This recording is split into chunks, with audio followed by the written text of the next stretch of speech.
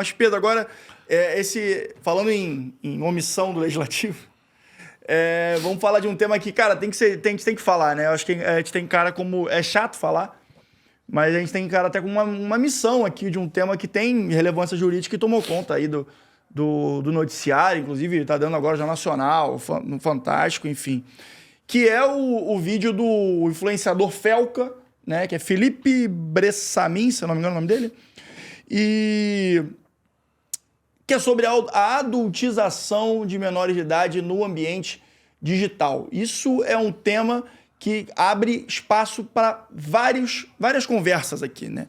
A gente pode estar falando sobre a omissão do legislativo, num caso que, mal ou bem, todo mundo estava meio que sabendo o que acontecia na internet, né? E graças a Deus, ou seja, graças ao que você acredita, o Felca foi um cara que conseguiu botar uma lupa, né, um holofote sobre esse tema que, gente, a gente não precisa ficar aqui falando do nível de asquerosidade dessa conduta. Enfim, a adultização, gente, para vocês entenderem, basicamente são pessoas maiores de idade, pais ou, enfim...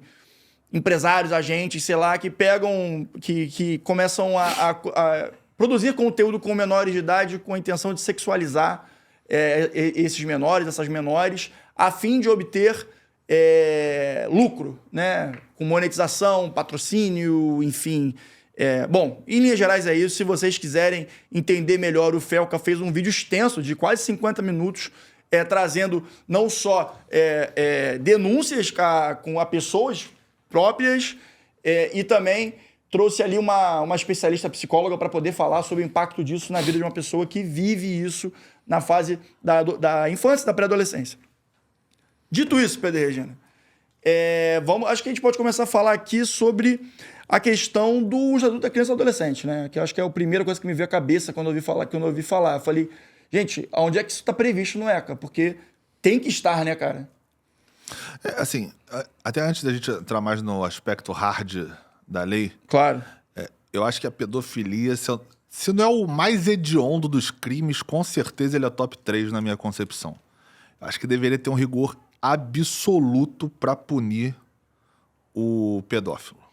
O comprovado pedófilo. Só um disclaimer, assim, não é passar panismo, não, porque as informações são essas. Não há conduta de pedofilia. Há uma exploração sexual no sentido de exposição de imagem de menores de idade para trazer esse sentido, né? Não. No vídeo, se você for ver bem, ele mostra, inclusive, alguns pedófilos, inclusive com mensagens. Ele mostra, ele mostra, por exemplo, códigos que eles usam, canal de fãs. É verdade. Eles têm esse aspecto também. Então, assim, para mim, isso é assim, um dos crimes mais graves que tem em qualquer sociedade. Não deveria ter progressão de crime, não deveria ter benevolência, não deveria ter nada. Assim, deveria ser a pena mais grave que pudesse ser aplicada no mundo para um cara desse, para uma pessoa dessa. Eu acho que isso é muito caro. Inclusive, eu vou contar vou fazer uma confidência aqui, vou tratar um caso pessoal que eu tive no escritório.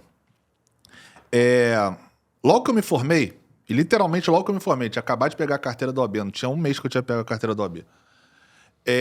Chegou um cliente no escritório, que já era um cliente no escritório, e esse cliente, ele já teve uma posição no governo muito alta, uma patente muito alta no governo, e a gente já tinha feito constituições de offshore para ele, um assunto empresarial, nada a ver com esse tema.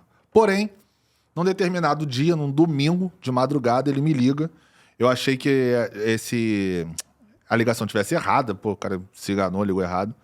Começou a insistir, eu atendi, voz de sono, madrugada, domingo e tal. E ele queria me encontrar. E aí eu falei, cara, segunda-feira a gente vai, não tem necessidade de ligar. Não, é agora, precisa ser agora lá. Eu falei, cara, então assim, pra eu te atender agora vai ser mais caro do que a hora que a gente geralmente cobra. Não, tudo bem, isso aqui. Foi no escritório. Eu recebi ele no escritório, abri o escritório, recebi ele. E resumindo a história, ele estava sendo investigado pela Polícia Federal por estar cometendo crime de pedofilia. E o escritório, quem não sabe, eu falo aqui, mas quem já acompanha a gente sabe, a gente não faz criminal. E aí, eu lembro que quando ele começou a falar mais ou menos a história, que a polícia foi, pegou o computador. Na época era aquele CPU, né? Aquele computador antigo. Hoje em dia acho que nem existe mais isso, mas enfim. Pegou lá, ele falou: pode ser que tenha alguma coisa em CD, disquete, artigo, pendrive, lá. Queria saber como é que a gente pode fazer. E eu me lembro que outra vez, eu tinha acabado de me formar. Eu falei assim: você fez?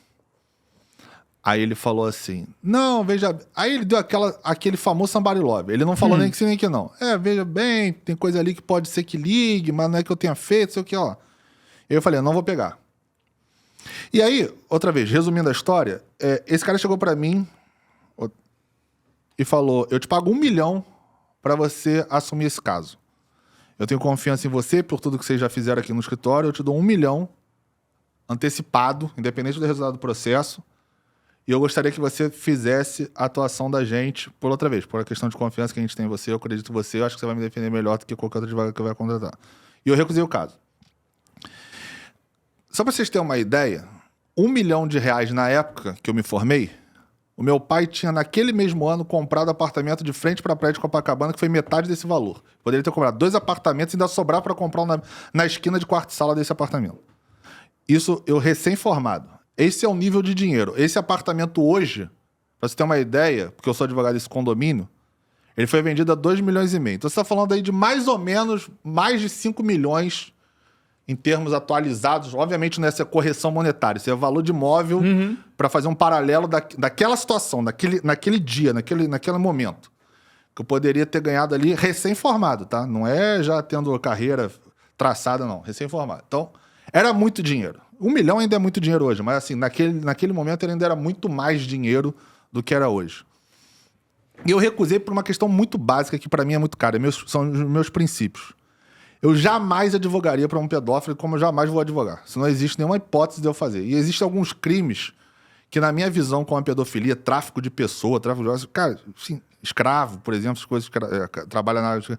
Não tem dinheiro no mundo. Se o Elon Musk chegar pra mim e falar, eu te dou 1 bilhão e você advoga pra mim, eu vou falar não.